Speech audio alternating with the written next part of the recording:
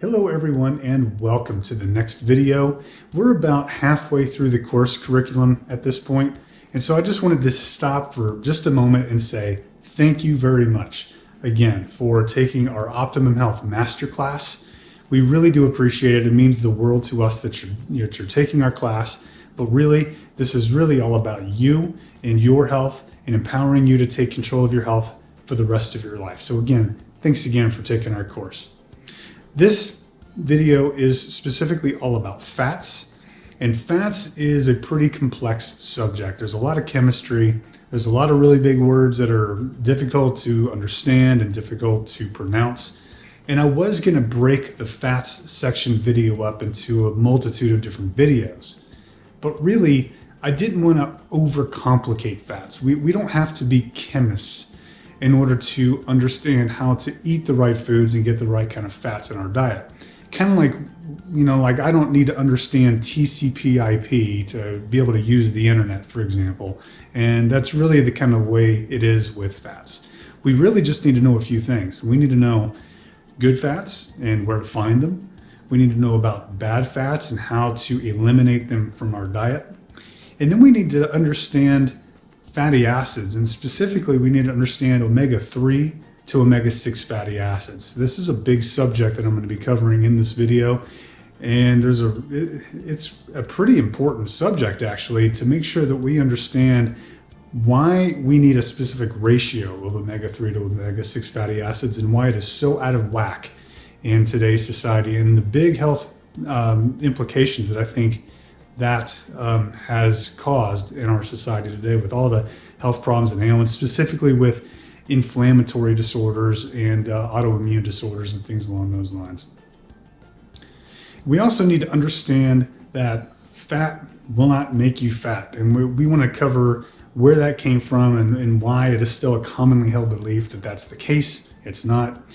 We need to understand too how the fat-free revolution in this country has completely destroyed our health, and how that all came about, so that we can look at that a little bit more subjectively. So having said all of that, let's go ahead and get into the material. Okay, so as we've mentioned already, we want to keep fats simple because this is a complex subject, and again, we don't want to be chemists here. We don't need to get deep into the details. What we want to know is enough information to be able to use our knowledge effectively to improve our health, get the right foods, and eliminate the things that we don't want to be consuming that contain fats that are not good for us. So let's go ahead and start off with what are fats. At a high level, fats are a nutrient that we get mostly from our diet. Many fats are essential because the body can't produce them on its own, and they have to come from our diet, obviously.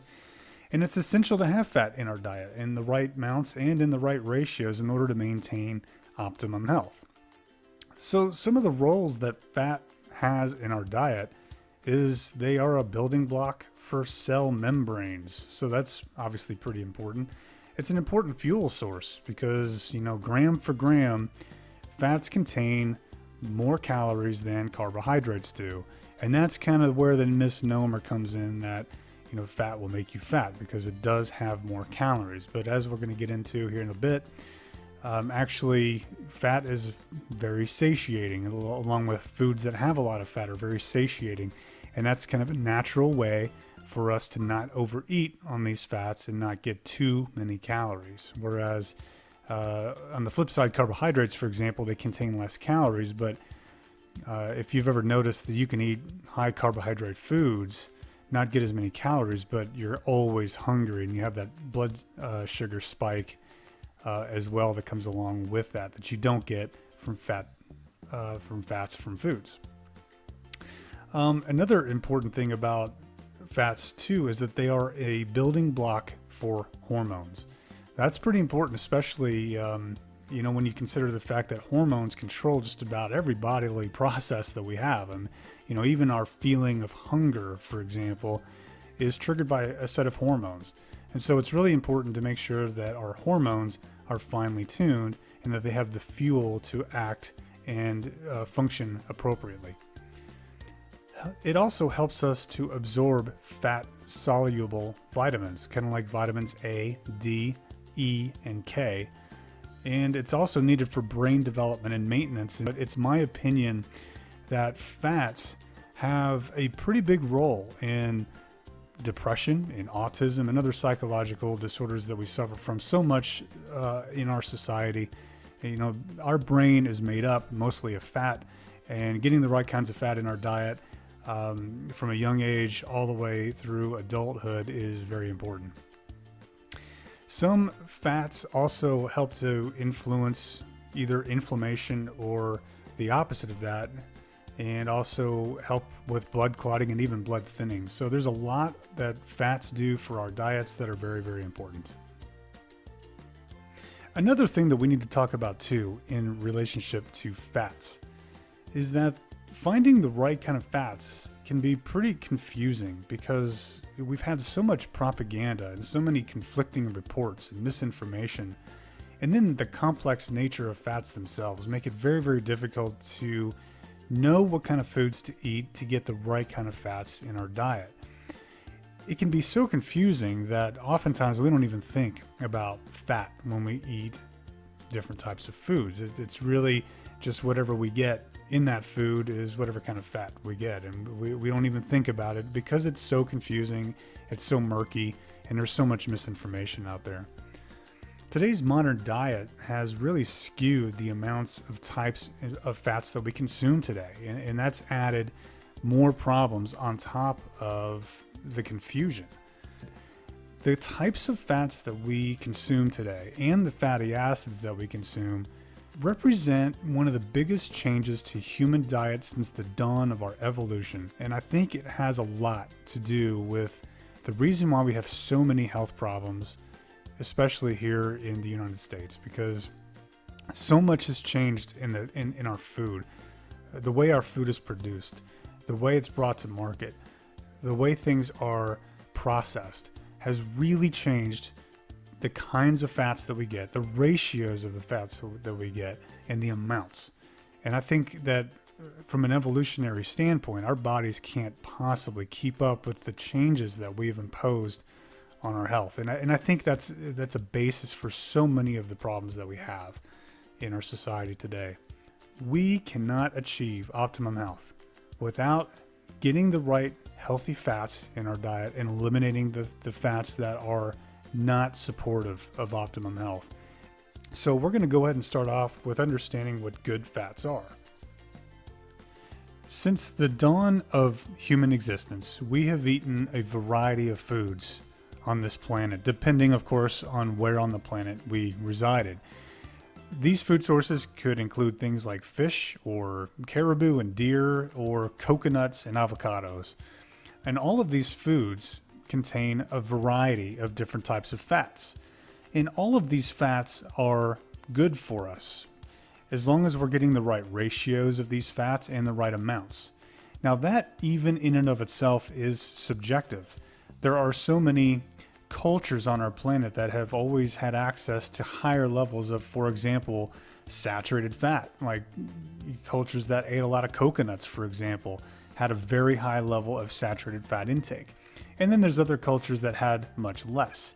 But even though there's been a disparity between the amount and types of fats consumed, there really isn't a lot of disparity in the health problems between these different types of civilizations. And there's a lot of research to support those statements.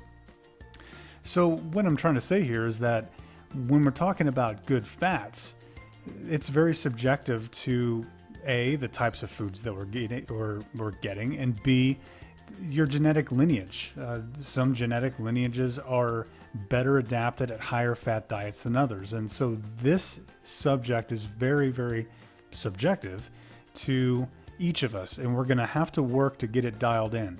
Now, don't get hung up on this, because we've got videos coming up that's going to make this easy to get the right kind of fats in our diet and in the right amounts. And then from there is all we've got to do is to make some tweaks.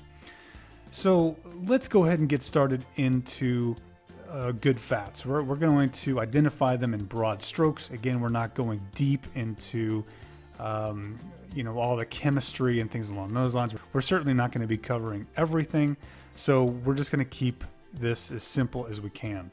Let's start off by talking about saturated fats.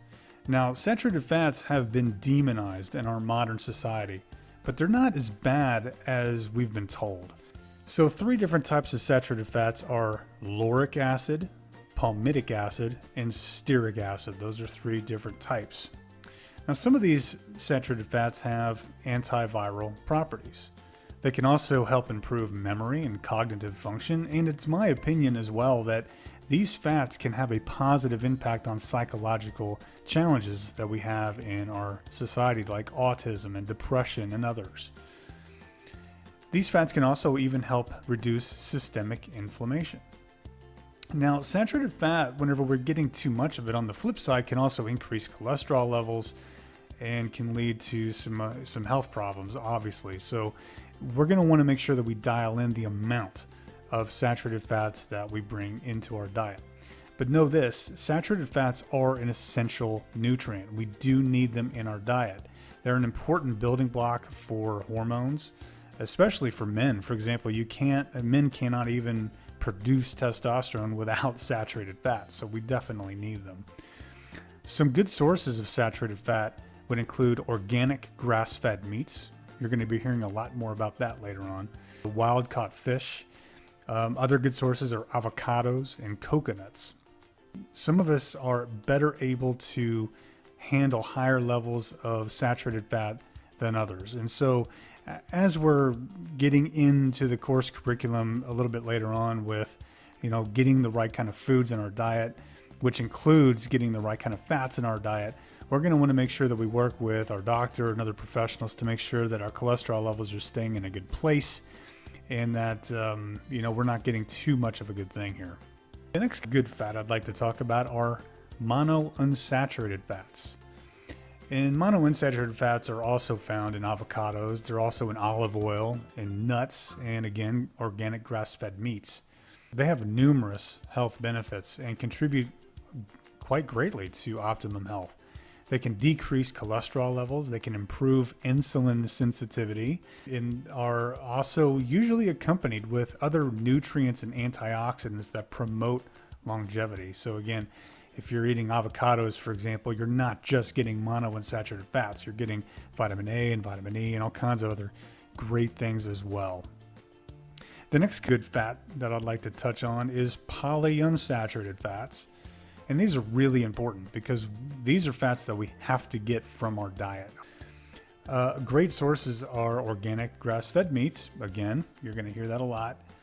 And flax seeds, chia seeds, wild-caught fish, and once again, nuts are a great source of polyunsaturated fats.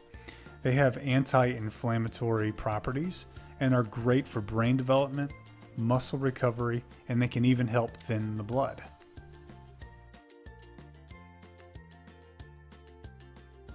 Now, earlier in this video, I mentioned that fats and the amounts, the types, and the ratios of the fats that we get in represent one of the biggest changes in human diet since the dawn of our existence on this planet. More specifically, what I was talking about is a subfamily of polyunsaturated fats known as omega-3 and omega-6 fatty acids. And we need to spend a little bit more time on these 2 critical fatty acids so that we can begin to form a really good understanding of why they matter so much. So let's go ahead and get into it. So similar to what we were talking about before, about saturated fats and monounsaturated and polyunsaturated fats, they're all good for us. And the same can be said for omega-3 and omega-6 fatty acids. The trick is in the ratio of these fatty acids that we get in our diet. Now, early in our existence, when we were all hunter-gatherers, and we have a video on this coming up, by the way, they've always been about a 1-to-1 ratio, omega-3 to omega-6 fatty acid, which is a perfect balance, as we're going to see as we go through these 2 different fatty acids and their characteristics.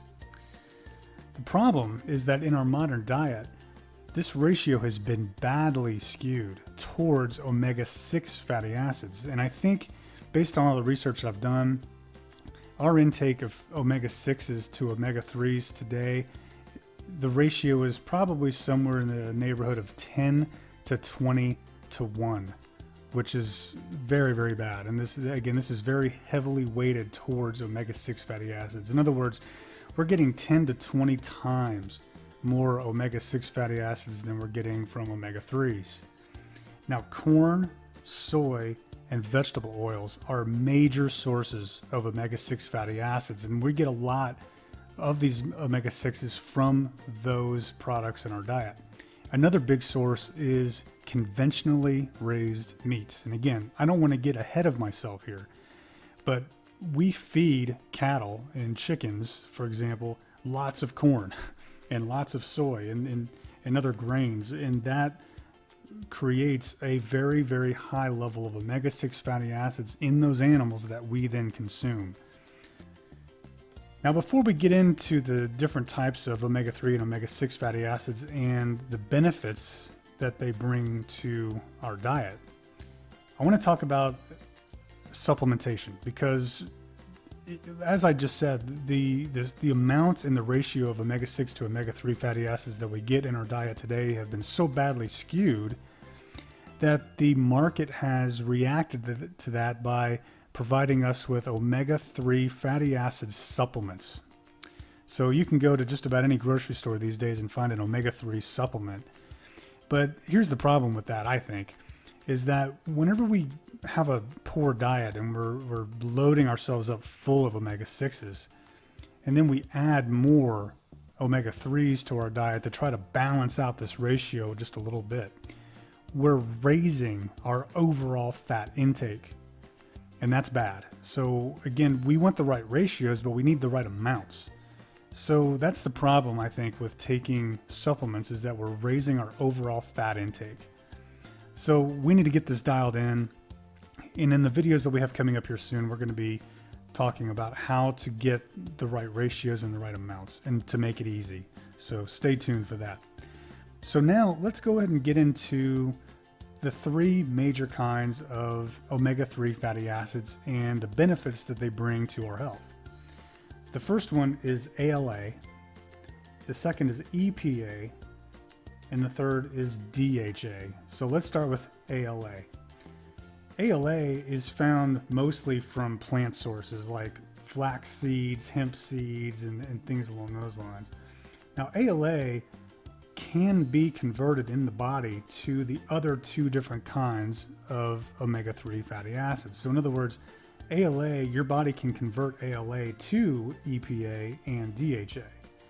But the process is slow and difficult for your body to be able to do that. So if we want optimum health, we need all three of these omega-3 fatty acids. So let's move on real quick to EPA. Now, EPA is vital. This is the one that we really need.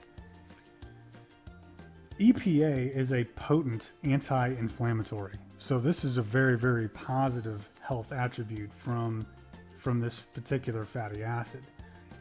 It helps to thin the blood, and it also helps to block angiogenesis.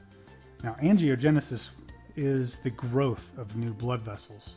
Now, angiogenesis is great, especially whenever we want to build new blood vessels to, say, growing muscles, if we're working out or strength training or something like that. It's also good if, you cut your arm, your body builds new blood vessels to the wound site to help bring nutrients to that area for healing. Those are definitely good things, but we don't want so much growth of new blood vessels that your body builds new blood vessels to, say, cancer cells.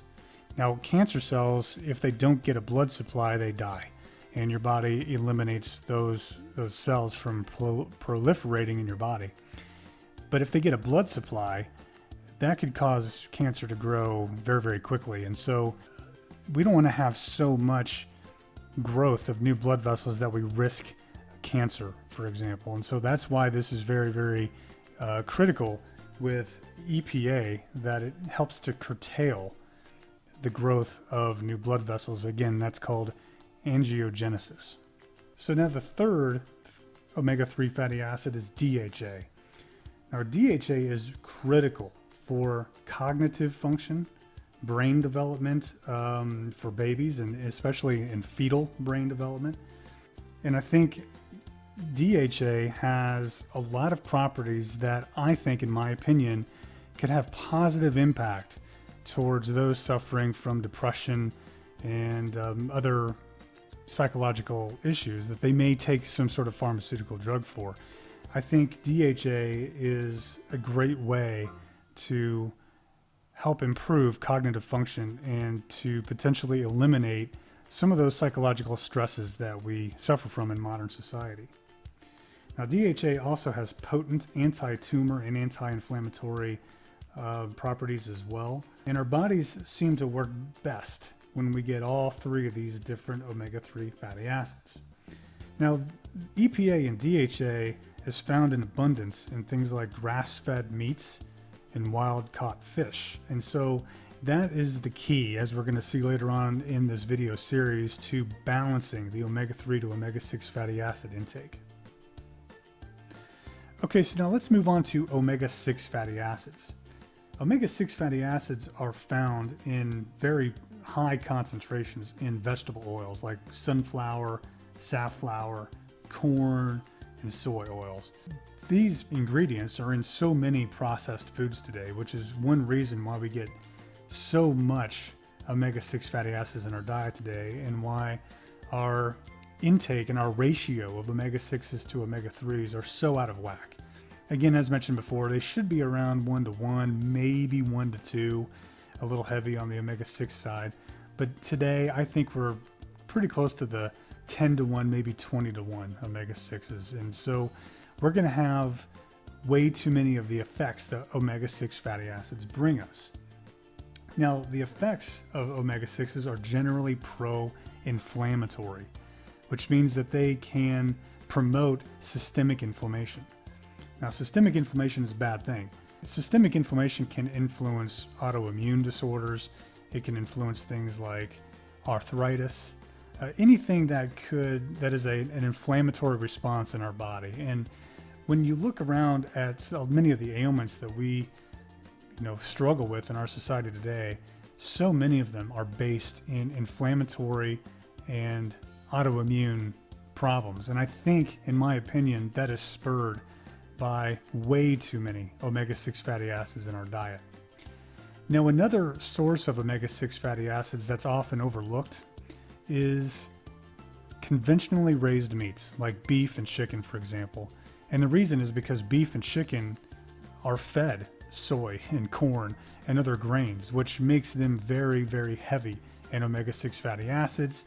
And then, of course, we consume the meat of those animals, and then we just get more of the same, more of those omega-6 fatty acids.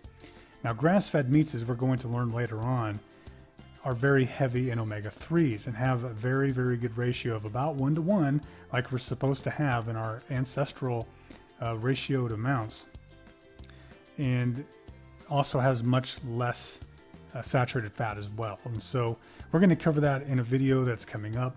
But just know for now that grass-fed meats have about the ratio of 1:1 or so of omega-3 to omega-6 fatty acids that we're supposed to have. And conventionally raised meats are somewhere around 20:1, which is badly skewed towards omega-6 fatty acids. And that's why this really matters. Now, another property of omega-6 fatty acids as well is pro-angiogenesis. Now, we just talked about that a second ago, and this is the growth of new blood vessels. So this really pushes your body to produce new blood vessels, which again is good if you cut yourself and your body needs to, build new blood vessels to heal a wound or to feed new growing muscles. But it is bad if our body is being pushed to build new blood vessels to cancer cells, for example. And I think, and again, in my own opinion here, I think that is the reason why cancer is so common and so widespread in our society today, is because we are getting way too much of these omega-6 fatty acids, which is just helping us to build blood vessels like crazy to everything, whether it's good or bad, in our bodies. Another characteristic of omega-6 fatty acids is that omega-6s promote weight gain. They provide, again, blood vessels through angiogenesis to fat cells. And so this can be one reason why it can be so difficult for us to lose weight despite our best efforts. Okay, so before we move on, just want to make sure I'm clear. Omega-6 fatty acids are not bad. We do need them in our diet and they are essential. We just need them in the right ratios. So now let's move on to fats that we need to avoid. And the first one that we're going to talk about is trans fat. So trans fat is typically called hydrogenated or partially hydrogenated fats. And you'll see that on food labels for processed foods. So most of us already know that trans fats are bad for us. So in November of 2013, the FDA issued a preliminary determination that trans fats are not generally recognized as safe after years of the food industry using trans fats in food as a way to increase profits and not necessarily for the health of the consumer. Also, too, this was formally enacted in June of 2015, and within 3 years, all food prepared in the United States is not supposed to have any trans fats in it. So that's, as of the timing of this video, this is June 25th of 2018. So we'll see how many food manufacturers have actually complied with that ruling to pull out trans fats. But it's worth mentioning here in this video because there are still trans fats out there that can be found in various different food products, and we really want to make sure that we avoid trans fats. And the reason why is because the human body has never seen a lab-created trans fat before, ever in our history, in our existence on this planet. Our body really doesn't have any idea what to do with a lab-created trans fat. To our bodies, it kind of looks a little like a saturated fat, but when we consume it, and it treats it like a saturated fat, it just creates a host of problems. It screws up your liver, it screws up blood lipids, it reduces insulin sensitivity, which can lead to diabetes. And I did another video on this, and I'll post the link into the description below this video. I did a video of this where I go over a news article that was detailing this ruling and how 500,000 people a year die as a result of eating trans fats. And I just think that is unbelievable. I can't believe that food manufacturers would put something like that into our food, knowing that 500,000 people a year die as a result from eating these trans fats, and still they continue to do it, and we have to force them to stop. And so we've given them 3 years to stop putting trans fats in our food. And again, that's supposed to have been done and out of our food supply by June of 2018. But again, I don't think that everybody has complied. And so it's up to us to make sure that we're not getting any of these trans fats. So some really common places where we can find trans fats are just about any kind of processed foods. But where they're really showing up a lot is frozen pie crusts, frozen dinners, definitely margarine and shortening, packaged cookies, some potato chips, and other fried foods. Just about anything at this point that is processed, you're going to want to look for hydrogenated or partially hydrogenated oils and avoid those products. So some of the negative health effects that trans fats cause, again, is heart disease for sure. That's what's killed so many people, according to the article that I read and did a video on. Which of course is coronary artery disease, if we want to give that an official name. But it also causes Alzheimer's disease, cancer, diabetes, definitely obesity. It's very hard on your liver, so it causes liver dysfunction, infertility, depression, irritability, diminished memory. I mean, it just goes on and on. Trans fats, again, developed for profit, not for our health. And it really is devastating to our health, and it makes a lot of sense to stay away from any trans fat source. So the next oil that we need to be avoiding is one that you probably have in your pantry at this very moment, and that is vegetable oil. So vegetable oils have been sold to us as an alternative to other oils that contain saturated fats, because again, in our country, we have demonized saturated fats. And so coconut oil is a perfect example. Coconut oil has saturated fat, even though it is a very healthy oil for us. Vegetable oils have been sold to us as an alternative to that. But I believe that vegetable oils are far worse to our health than coconut oil, for example.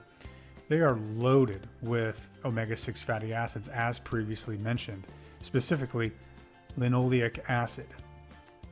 This oil has potent systemic inflammatory properties. So some potential health effects that come from that is like fibromyalgia and Crohn's disease, autism, arthritis, allergies, asthma. I mean, anything that is as a result of an overactive immune system or an inflammatory response.